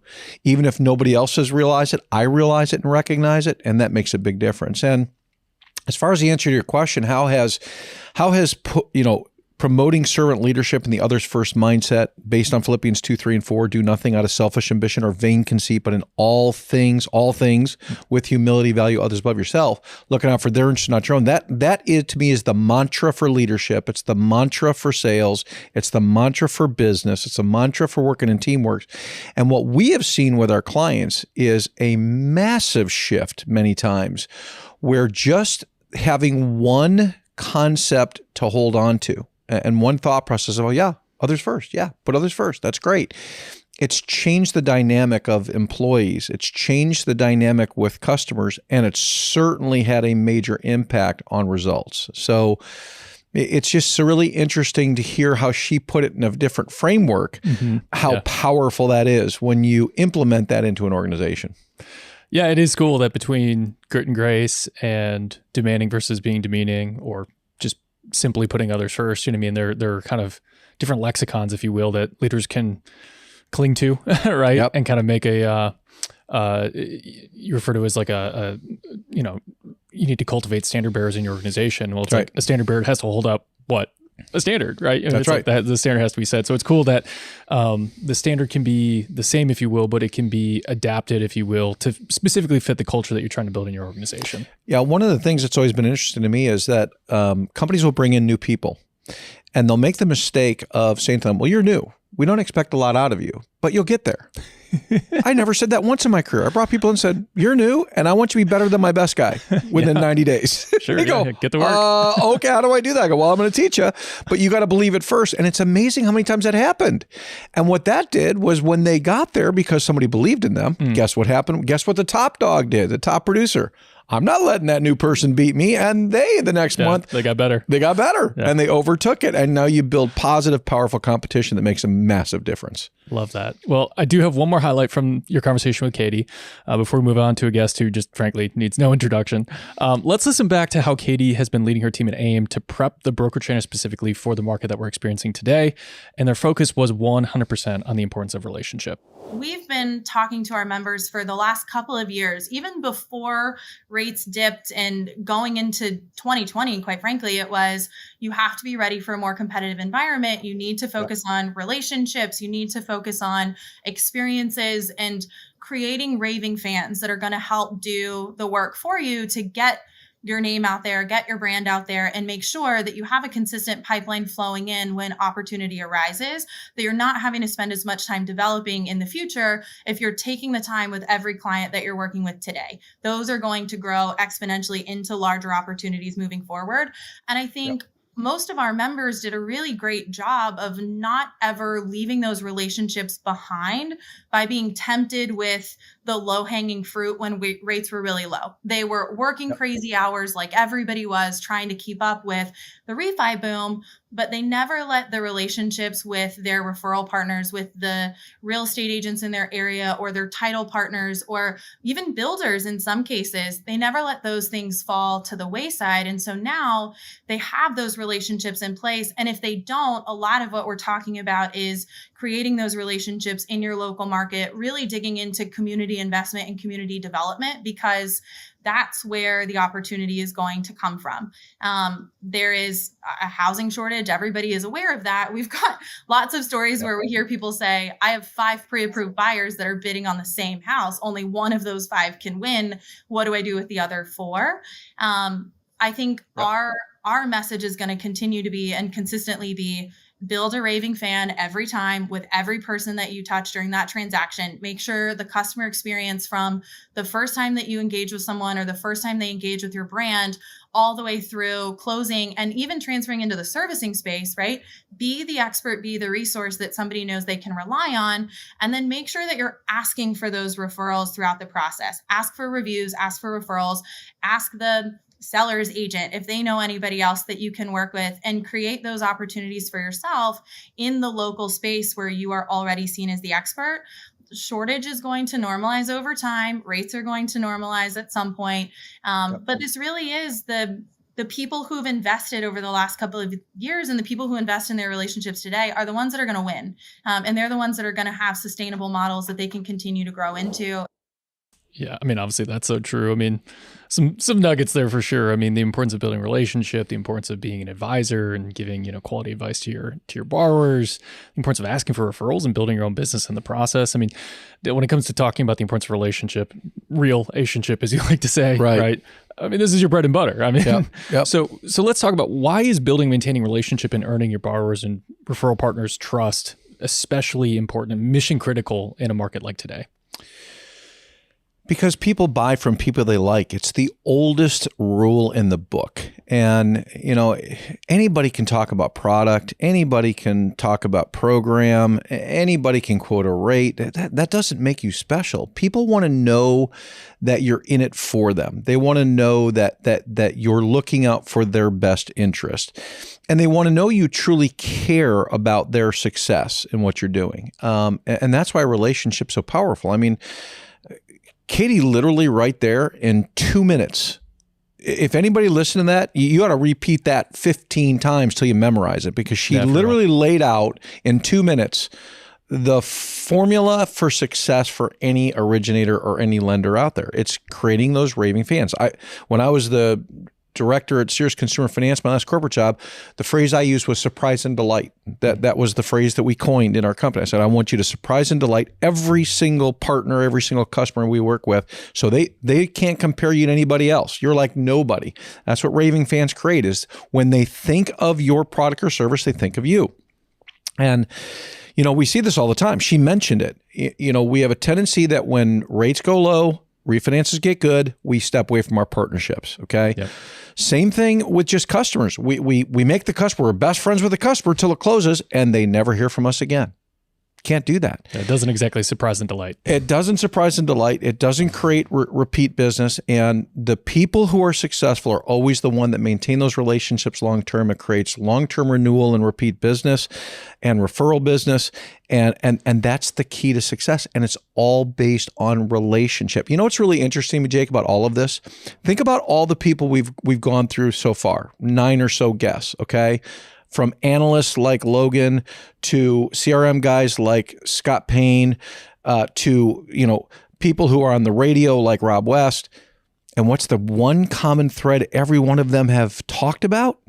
Connection and relationship with your customers. That's right. If that isn't the secret to success from all these successful people, I'm not sure what is. Yeah, and I think it's having the relationship so that you can give quality advice and the advice will be received, right? Yeah. Because you can be the smartest person in the world and give the best strategy for a mortgage or anything else. You know what I mean? If people don't know and trust you, you know what I mean? It falls on dead ears. Yeah. You haven't earned that trust to do that. And there's something that we call the law of reciprocity. The law of reciprocity means that when you do something nice for somebody or you treat somebody in a certain way, they feel as though they need to respond in kind. That's another reason why relationships are so important. You don't do it to get something in return if you're doing it for the right reasons, but you're going to get something in return because people are like, wow, that person went the extra mile for me. What can I do in response? I tell the joke all the time. You're at the office, it's Christmas Eve, and somebody in the office shows up and brings you a present, and you didn't have anything for them. And what do? You look at me and go, oh, thank you so much. You know what? yours is in the car. And you'd run to the local CVS pharmacy, throw a bunch of stuff in a Christmas colored bag and bring it back because you're like, I got to do something in return. It's the same concept. No, that's so good. Well, we couldn't have possibly produced an entire season of a podcast featuring Dale Vermillion without featuring one of your oldest friends and allies in the industry, the one and only Barry Habib. Barry Habib. That's right. You guessed it. Yeah. Love that guy. Oh, yeah. I mean, how could you not? Dear friend. Yeah. This was a meat and potatoes episode, right? So, it always is when we get together. Yeah. So going back and just taking a highlight, I mean, we're really just skimming the surface of this conversation. So, and even doing that, it's still going to be a value dump to anyone who's listening to this recap. So let's start in our highlights with Barry's synopsis of why, even though this is a tough market, the shock and awe that we've seen from commentators, from pundits, it doesn't fully reflect the data. Are there challenges in this market? Yes, absolutely. We're all feeling those, of course. But there's also opportunity and there are reasons to stay positive and to get to work. So let's hear some of those reasons from Barry. You and I have talked about this. I remember when I called the recession for 2020, in 2019, everybody thought I was nuts. And sure enough, it happened in January of 2020. And we have been calling, believe it or not, since 11 months ago. It's on MBS Highway. It's documented. We made the call for second half of 2022. Looks like a recession to us. Again, everybody thought we were nuts. But the methodology is proving out that it's going to more than likely be very accurate. So Dale, right now people are looking at the market and they're saying, hey, it feels a lot worse. The MBA estimated 2.6 trillion in originations. I think it'll come in less than that. But let's just say it comes in 2.3. That would be like the third best year in the last 16 years in volume. So there's volume out there. We just got to get our share. And purchases, for all the hand rigging and all the crap that you hear on TV, purchases, when you compare them to the last decade, they're at a very strong level. Now, we had this big dip because of COVID. This here, a lot of that is makeup for the big dip. So we're coming off of very high levels. Now, when you say, okay, let's compare it to the previous year, it looks like purchases are going down. But if you take the noise out of COVID and the crazy influence that the Fed had, and the QE, and you say, let's compare it to 2019, 2018, 2017, 2017. It compares very favorably. This is a very good market. So don't believe the crap in the media. Yeah, it's not just Barry that we've heard this from. We've heard it from Logan Mohtashami as well, another analyst who talks about the recession glory hounds or whatever he calls them, right? The crash bros. You've obviously been a sounding board to our clients throughout these market shifts. It's not all bad. Even in this market, it's not all bad. Can you add to Barry's comments on why that's the case?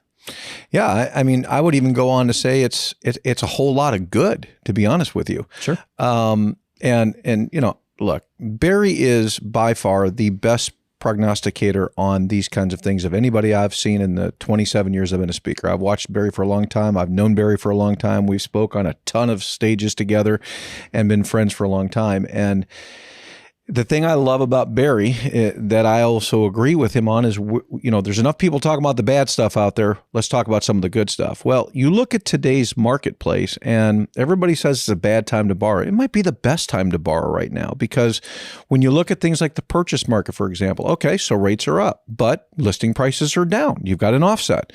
Okay, rates are up, but tax deductions because of higher rates are way up and creates benefits for consumers after the fact. Mm-hmm. Back when rates were really low, you couldn't get a house. You had to bid against 90 other people. You had to bid 30, 40,000 over listing price. There was no seller concessions. FHA and VA offers weren't being accepted in many parts of the country. These are all gone. So not only was Barry dead right, I love the fact that was several months back and he nailed the exact number that the actual projection's coming in at for this year. It's crazy. It's amazing how much this guy knows. And he's absolutely right that this is a strong purchase market. We've got population numbers working for us for decades. When you look at Gen Y and Gen Z, 168 million people, much bigger than the two previous generations. So there's no shortage of demand. And when you add to that, rents are surging all over the country. There's a lot of good reasons why people should still be buying. And the whole concern about, well, if I buy, the value's going to go down. If I'm an originator, I say, you're right. Probably is. But think back to 2008 and 9. Do you wish you'd have bought 2 or 3 houses then? Because if you would have, you'd be rich right now. Well, the same thing we could be saying the same thing in 2028 about 2023. It's a process of understanding that value goes up, value goes down, value goes up, value goes down, and they usually go up more than they go down. And it's all about the value you can create in that time. So we need to look for the good, positive things in the marketplace and quit focusing on the negative. And if you're hearing the negative, plug into me, plug into Barry, plug into Logan. The 3 of us are going to tell you the good news so that you can really, really attack the market from the right perspective. Yep. No, yeah, that really is. That's the positivity triumvirate in mortgage news. So I couldn't say that word if I wanted to. I just lost half our audience. No, it's so funny that you go there right away though, because the next clip that we're about to roll with Barry, one of the most compelling arguments that he made in this conversation was that there's still an argument to be made for convincing renters that even in a high rate market, homeownership can be the better long-term investment. So I'm just going to leave it to Barry's words. Let's look at the data and let's hear Barry's argument for that exact case. Dale, you know this. The way we build trust, my humble opinion, 2 ways. First, knowledge. Show that customer that you're a master of your craft and you're knowledgeable, because if you can teach them things and they make sense and you could articulate them, they will start to trust you more.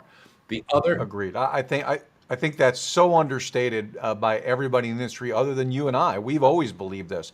Being an educator is your number 1 role as a loan officer. That's where your value is at, is in providing great advice. And you're correct, Dale. I agree with you. And then the other thing, brother, is that we need to be vulnerable.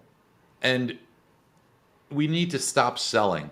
And instead of trying to tell them everything that's there, an advisor can show you benefits, but they'll also show you the negatives. So what we believe in here is let's show them the pitfalls of homeownership as opposed to renting, because there are some. For example, your property taxes will go up, and for each market, we know what the averages are. The average monthly repair cost for that property. You're not going to have this every month, but that's something that if you were renting, your landlord would take care of. And then if you were renting, you just say bye-bye when the lease is up. If you're selling to dispose of the home, you probably will incur costs. So let's count on a 6% of the appreciated value of the home as your cost. So let's give them all the bad stuff. Now that we've done that, let's take a look at what's going on. So our tools have every estimated rent in every zip code for every market value. So we came up with this one. It was $2,200, but let's say you're getting a smoking deal and you're only going to pay $2,100. Now the rents in the United States are going up at roughly 8% a year. But we picked some place like Las Vegas where rents are only going to go up 6% a year, been going up 6%. So we wanted to try and we want to make this look as pretty as possible. You're getting a smoking deal. Your rents aren't going to go up as much. We want to make this as favorable as we possibly can for the renter. So when you take a look and compare it, you could say, wow, $2,950 versus $2,130 to rent. That's $830 a month or $826 a month more to purchase the home. That's crazy. I should be renting. Well, the purple line is your rent.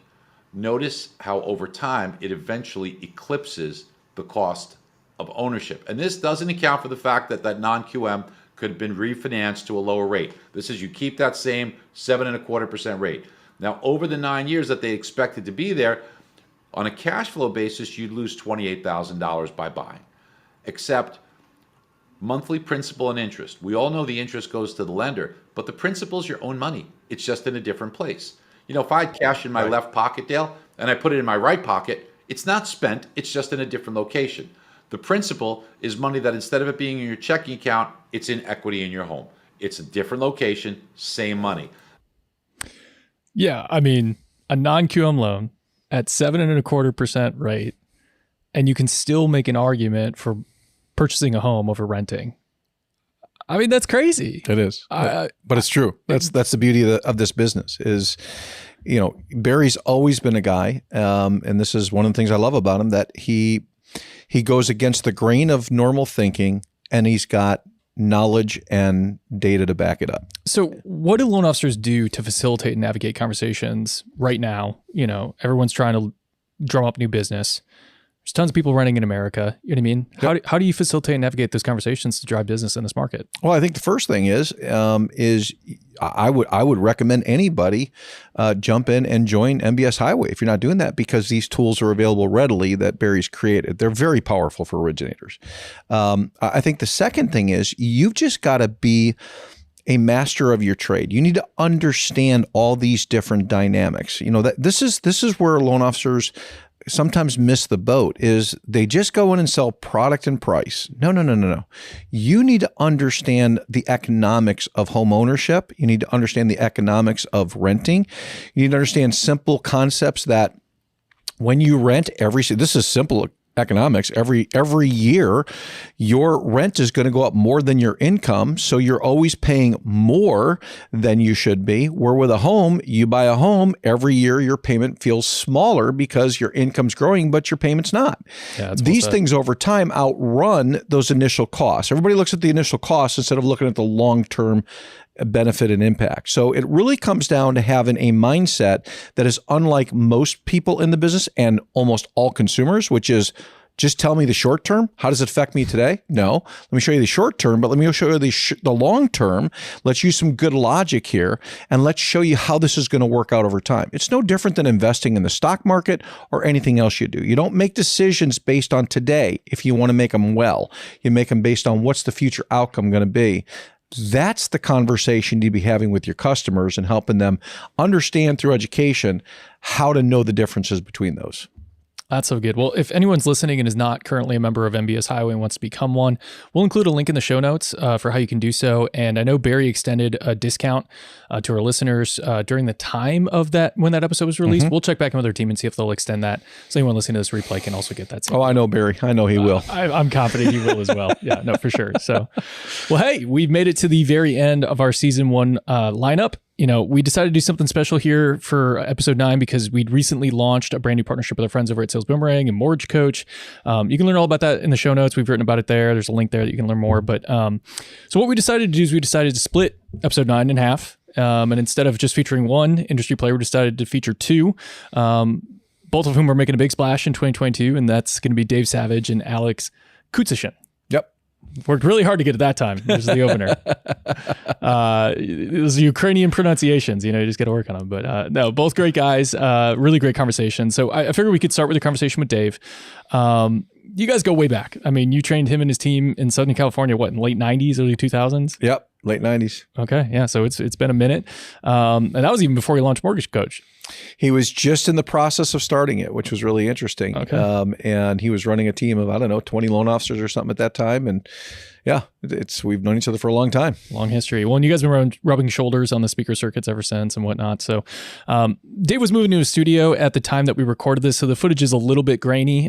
He was working off his cell that day, but the content is amazing. I really enjoyed this conversation. And specifically, you guys talked a little bit about the opportunity to actually gain market share, even in a difficult market like the one that we're in right now. And David shared some examples of exactly how some top producing officers are doing that from some conversations that he's had. So let's take a listen to that. There are people that don't have the missing link, and they're actually on point with previous years. So I interview top people, and I know people that are actually going to have a better year this year than last year. And I know a lot of people that are some of America's most successful loan officers that are down 70%. And I would say the average among the best of the best is down 40%. But the point I want to make is there are ways to not be that down. This is a time to get market share. I feel both you and I, the time that we were born into the mortgage industry, I don't say 36 years anymore. I say first loan I closed was at 10.26% at like 2.25 points. So I got in the business when you were selling 10% rates, and you had to really get good at creating value for consumers because no one liked that rate. And guys, we're in a market right now where last year when you told families what the rate was, they were either pleasantly surprised and they certainly weren't mad, even though they might have still shot for the best deal. Because when you tell a consumer and a borrower rates now, it ranges from sad, mad, surprised, and it's up to you to reframe the conversation, provide context, differentiate. creating wow for people, getting them, it's never been easier. I feel like you and I were born for this market because it is a conversion market, it is a market share market, and it's also a market where people need to raise their sales IQ and their sales fitness. And that's why I'm so excited about the training program that we're partnering on and we're creating together, because you are a guy that was even born when rates, when I say born, I'm talking about as mortgage professionals. You were born into the industry when rates were even higher than they were when I got in the business. And you worked for companies where you were not only selling not competitive rates, you were selling you were teaching and training loan officers how to sell the most expensive loans in the market. So you were born into rates aren't great, fees aren't great. It's all about value. And it's all about connecting that value to a consumer's personal needs and to their heart, which, guys, back in the day when you were selling north of 10% rates, you had to really connect with people with, at a heart level. And guys, that's what the best loan officers are doing now. So you got into the business in 87? 83. 83. And rates were 13 and a half? 17 and a half. For you. The bank's 13, right? Ish. Yep. And you sold how many loans a month? Average about 23. So what is everyone else's excuse? That's why I got promoted very quickly to branch manager. Yeah. No. I jest, but in all seriousness though, I mean, loan officers today, they have all the technology in the world. They have all the marketing support in the world, dozens of lead sources to draw from, colleagues that process their loans. I mean, you were processing your own loans, right? I mean, we did it all, man. You were the loan officer, you were the processor, you were the underwriter, you were the closer, you were the funder, and you were the collector if they didn't pay you. So you had it all. For real. So they've got all of this support. And yet loan officers are still struggling. You know what I mean? So there's got to be something different that you guys were doing back in those days that loan officers just aren't doing today. And I don't think it's, out of incompetence or anything like that. I mean, we know that. It's just, they just haven't been taught. You know what I mean? Just haven't been shown the way, if you will. They came into the business and the mold had been set for them and it was technology forward and everything else. And there's nothing wrong with technology, but it ultimately doesn't sell loans. People sell loans. So, So what did you guys do back in those days that you could sell a 17+% rate and somehow save people money over 13.5 from the banks? Well, we didn't do what everybody does, not everybody, a lot of people do today, which is focus on price, product, and program. You've heard me say it multiple times. I say it all the time when I teach. We focused on people. We focused on benefits. We focused on what are you really trying to accomplish here? I'm going to go back to one of the comments was made earlier about, not selling. We didn't sell, we solved. That's what we did. It was all about solutions, not selling. So we really sat down, got to know our customers well, got to understand what their financial goals were. And then we were very good at leveraging debt, taking high payments and high rates and combining into refinances to create incredible benefits for borrowers. We were really good at showing them all of the benefits long-term of owning a home and how that's going to offset the initial rate. And that as rates go down, you just adjust back down and you create that additional savings so that for years to come, you're doing it. And we really focused on the power of home ownership and what that meant from an emotional vantage point, not just from a physical vantage point. Yeah, interesting. So it really comes down to connection and conversation that we had that doesn't happen today. Yeah, no, that's so good. Well, Dave and the Mortgage Coach team have joined forces with Sales Boomerang. We mentioned that a little bit. It's an amazing platform, an amazing resource, especially in low volume markets like what we got today. So you also connected in episode 9 with one of their co-founders and their chief innovation officer, Alex Kutsishin. A lot of ground was covered in this conversation in a short period of time, but I thought this clip of Alex talking about the power dynamic, if you will, between realtors and loan officers, it was money. It was and if nothing else, a very interesting note to end this sort of season 1 recap on. So let's hear about that from Alex. In 2016, when we started development, in 2017, when we launched, I remember meeting with a bunch of lenders, learning about the industry and how important they made the agent relationship. And it confused me. I'm like, why are you guys just catering to the agent? Why isn't the agent catering to you? Right. I'm like, well, the agent's got all the referrals. I'm like, oh no, they said they got the deals. I'm like, agents got deals? Yep. Well, yeah, they refer business to us. I'm like, whoa, they got a referral, but you make the deal, right? Right. And we got the money. The business do they refer to you turns actually into a deal. All of them? Like, no, a big percentage doesn't.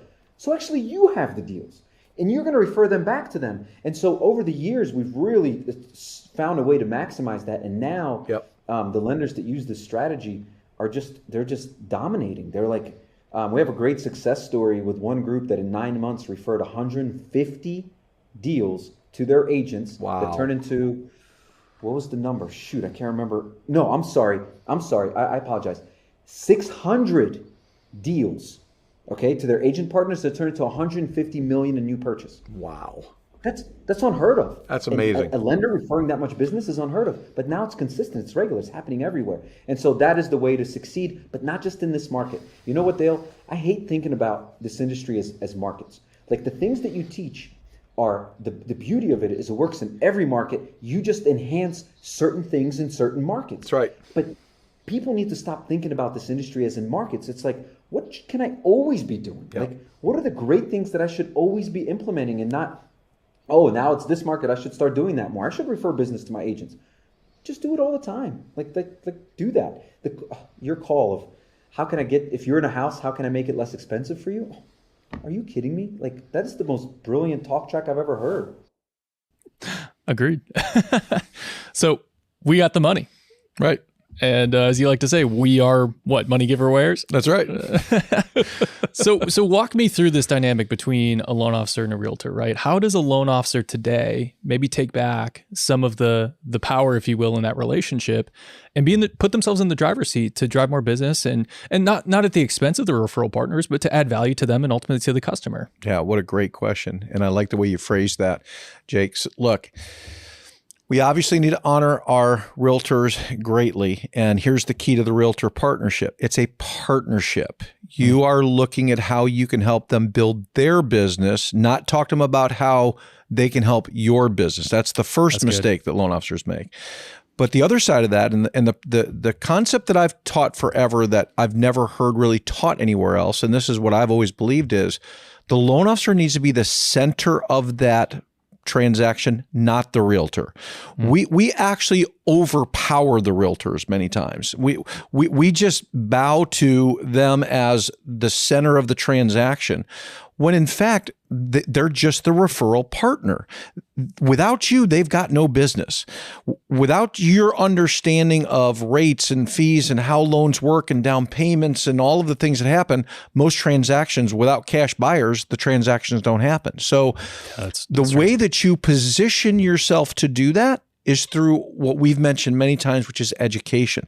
You educate the borrower at a level that the realtor doesn't. And especially today, that's super easy because the realtors today, it's just about, man, just sell it as quick as we can because the market's been so hot. Sure. You can really settle in and educate them in a powerful way. So you arm that customer with information that protects them. And here's the last thing. We need to be the checks and balances. You know, one of the common questions I get, for example, is a lot of realtor firms start their own lending companies. A lot of builders do that. And lawyers say, well, what do I do with this? You know, the realtors also got their lender and they're trying to push them. I go, well, you just simply need to look at that customer and go, do you really want all your eggs in that one basket? Don't you want your lender working on your behalf to protect you in case there's something the realtor maybe isn't telling you should know? And don't you want that realtor protecting you from a lender who might not be telling you everything you know? By having that system of checks and balances, you're actually in a much better position of success. And that makes sense to people when I explain that to them. Makes a lot of sense. Yeah. So we really need to take back and say, look, we're the ones with the money. Nothing happens without the money. Yeah. So yes, we honor our realtors. Yes, we treat them great. We treat them like partners. But at the end of the day, we need to build a relationship with the customer stronger than the relationship they have with the realtor. Then you don't lose by getting unhooked by a realtor. Man, that's so good. So, you know, today we talked a lot about how the advice that our incredible guests gave us throughout season 1 applies to this market. And that's so true. But I do love Alex's insistence that some things aren't market specific. They just work. Yep. They're truly best practices that loan officers should keep all the time. So I think it's fair to say, Dale, you've honed those timeless best principles into the selling system that's helped over 1 million mortgage professionals throughout your career achieve professional success. If someone's listening right now and is realizing that they don't have those best practices, where do you recommend that they turn? come to mortgagechampions.com. We'll help you get there. I mean, look, you can try to figure it out on your own, and it's going to take you years. Or you can invest in yourself, and you can learn from a company where we have trained over 1 million loan officers, been in 600 plus different shops around the country. We've seen it all. We're gonna tell you what works, and we're gonna tell you the mistakes you're making that ain't working that you need to fix to get there. So it's a simple process of you can either learn through time and pain, or you can learn through investment and instantly make changes in your career that will instantly create production and success for you. And that's what we provide at Mortgage Champions, because the one thing that I think makes us different is these aren't all my ideas. Heck, I'm not that smart, not even close. I've been around the best of the best of the best for decades. And the one thing that I learned when I started in this business 39 years ago, the one commitment I made is I will never be the guy that is the smartest guy in the room. I'm always going to learn something from somebody, and there's always somebody who can do it better, faster, and smarter. And you know what? I'm going to ask them. And then when I hear, I'm going to tell other people, because we all can succeed together. Like we talked earlier, there's plenty of business for all of us. Yeah. Well said. Well, season 1 was a roller coaster. It's no small feat to launch a podcast, cultivate a prestigious lineup, ask thought-provoking questions, all while running a company. So let me just take a moment to congratulate you, Dale, on an amazing first season, and to thank all of our guests for adding so much value to our listeners. And of course, to thank you, our listeners, for sharing the show, reviewing the show, giving us feedback. We're immensely grateful for your listenership, and want you to know that we have a lot more up our sleeves for season 2 and beyond. And the launch of that next season is right around the corner, and we're excited about it. So, well, Jake, I appreciate that, but it needs to be noted, none of this happens without your genius, all of the work you did behind the scenes, the production quality. Oh my gosh, you just made me look way better than I am, and I appreciate that. And, I don't know about that, but and those great guests that we have, we're very fortunate to have such good friends that are just incredibly, just wonderful people and incredibly wise. The Lord has blessed us in that area to really know some great people. And I'm glad we were able to share a microphone with them to hopefully share really powerful information to the mortgage community that will help them this year. Yeah. What are you looking most forward to with season 2? I mean, we're switching up the lineup a little bit. What are you looking most forward to? Yeah, well, the thing I'm most excited about is we're really changing the diversity of it. So year 1 was a lot of executive, very well known, very powerful in the business, and just very wise people that have seen a lot of things. This year, we're going to combine it between those kinds of people, but also frontline people that really are the most important people in the business. That can really talk to what are they doing in this marketplace to win. So we're going to have that great, I think, combination of the senior veteran with the originators and the people that are out there every day doing it, to give both sides of the coin so that people really learn how to just go be successful. Can't wait. I can't either. Thank you so much for all your hard work on it. Oh, same. Show wouldn't exist without you, obviously. So yeah, no, you're the guy. You're the guy behind the microphone for a reason. So keep it up. Well, that's all the time we have for today. Dale, thank you so much again for making this priority. I know you got such a busy schedule. I don't think people understand how busy your schedule is. So it means a lot that you could sit down and do this. I'm very confident this is going to be an amazing resource for anyone who is able to listen to it. So I think so. Thank you again.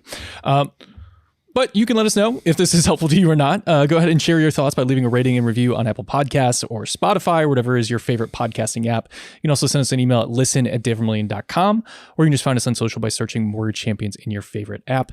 Dale, any final thoughts before we part? No, look, my final thought for everybody would be this. Look for the good in the industry. Believe in what you're selling. Homeownership's not going away anytime soon. People are always going to need us. This is the centerpiece of the U.S. economy. The thing that makes the United States economy different from any other country's economy is we offer homeownership to everybody, not just to the elite, but to everybody. And we're all a part of that. We all play a role in that. So when you get up in the morning, start your day right.